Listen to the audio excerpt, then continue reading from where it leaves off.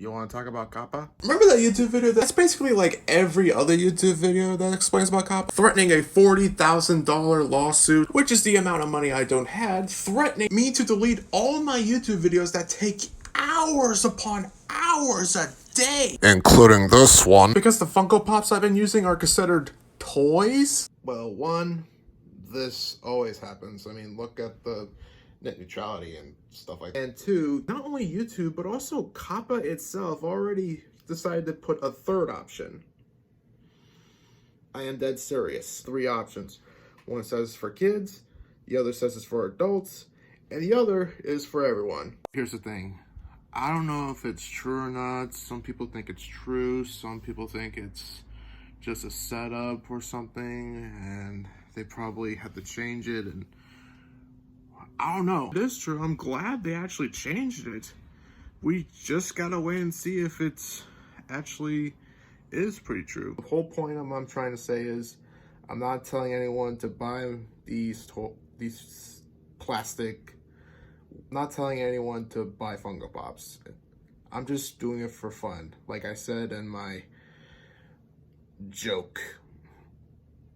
Anyway, let's talk about Jurassic World: The Ride. For those of you that don't know me, I used to really grew up with Jurassic Park. And it's not just on effects, but also from the acting, settings, the fact that made the dinosaurs really badass and scary sometimes. But it's a great what-if story if Amber can freeze blood for millions of years and we use it to play God. Besides, when I was 3, I saw this in my VHS.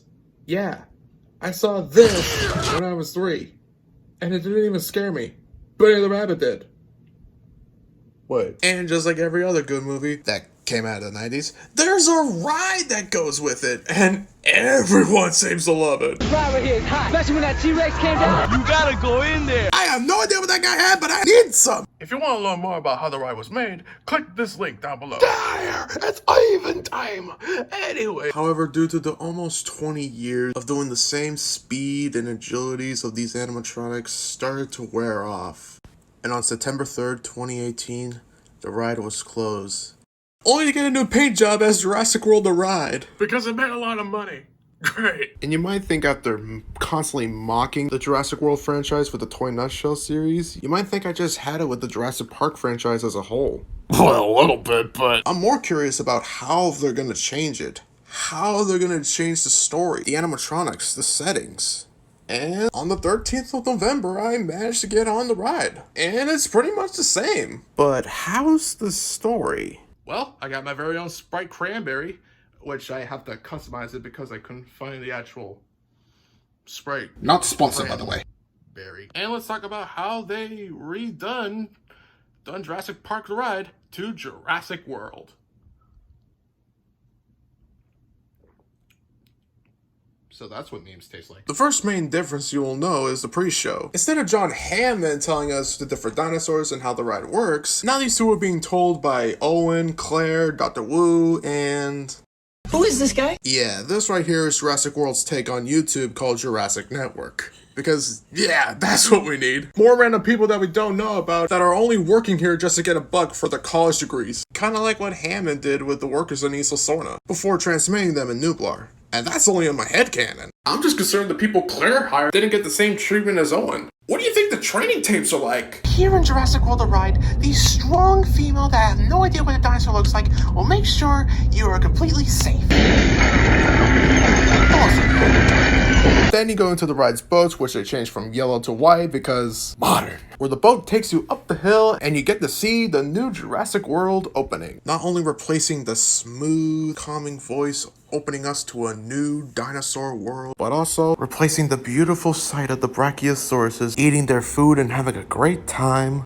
To the Mosasaurus in it, where he spent most of the time spraying us with water and breaking the damn glass that's probably spent $1,000. This is only time they use screens. Only this, don't ask why. So after you get sprayed by little hoses, I mean by the Mosasaurus, you still go to the classic cave where you get to meet the new and improved...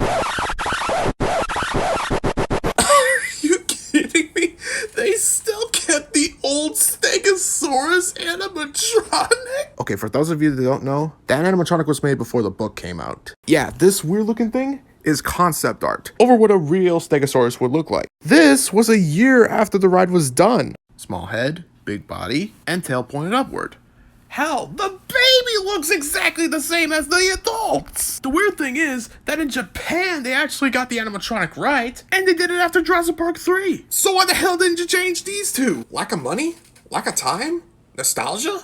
Limbo? Jeez, forget Disco Yeti. Now we gotta worry about old Steggy. Then, like in the original ride, a Parasaurolophus, just sprays you with water, pushing you to the carnivore exhibit, where you can see the destruction of the Indominus Rex. Here's a good title for you, Claire. Universal Studios presents Your Indominus Death. Not only letting the raptors free, but am I allowed to show that? I know the whole demonetized thing is over, but this is okay for kids? But yeah, I know, said the kid that watched a PG-13 movie about dinosaurs. But you know what? Seeing the severed hand of Samuel Jackson is a trip to the zoo compared to this stuff! Please remain calm. Yeah, it's like that safari trip we went to. So what if there's blood all over the walls? We have assets out of containment and help is on the way. I'll do my best to get you guys out here while you're slowly heading towards the T-Rex exhibit? What? But don't try to jump out of the boat yet, little Timmy. Chris Owen Rat is here to make sure you're not T-Rex Chow. I need you to keep your hands inside the vault.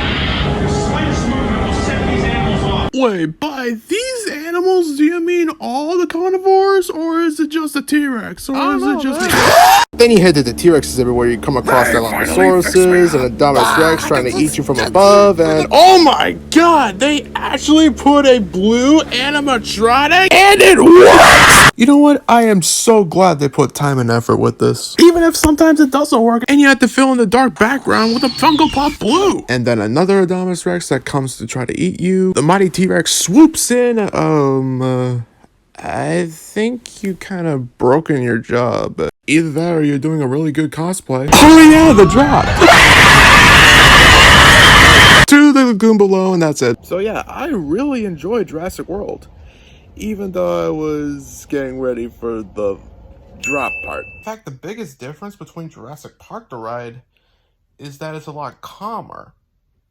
Let me explain. When Jurassic Park the ride was in development, they really wanted to make it not only the best ride, but also the scariest as possible. The atmosphere gets a lot more chaotic the farther you go. The sound of the vicious dinosaurs breaking out, while the rangers are freaking out, telling everyone to get out of there before they die. Even the commercials are trying to tell everyone that this is not for everyone. It sure ain't no Splash Mountain from Disneyland. Or Frozen Never After. So yeah, I can see why in the new Jurassic World they wanted to make it not that scary, but not too dorky that pushes away the main audience, which is the bigger kid. Besides that, my biggest complaint is, again, 1, old Steggy, and 2, the fact that Claire didn't realize that we're going into the T-Rex exhibit. I don't know if this is gonna make sense, but I figured the only way to fix that is that you can see a video or at least some audio saying that Dr. Wu actually is controlling the boats. To the point where we realize that he's probably letting us into the T-Rex exhibit and nobody noticed it until Owen finds out. I'm just saying, the small details make the biggest difference. And my final complaint is, when I actually got on the ride, I didn't even actually saw the blue animatronic. And that one Indominus Rex, the one Indominus Rex that was right next to the waterfall, he didn't move his head at all or do anything. He just stand there like, oh, I'm just standing there, rawr, it's different. So how's it then? But in conclusion, that's all my thoughts on Jurassic World: The Ride. And I hope you have yourself a good Merry Christmas. Or Hanukkah, Kwanzaa. What does Jurassic World have to do at Christmas? Jurassic World takes place in Christmas.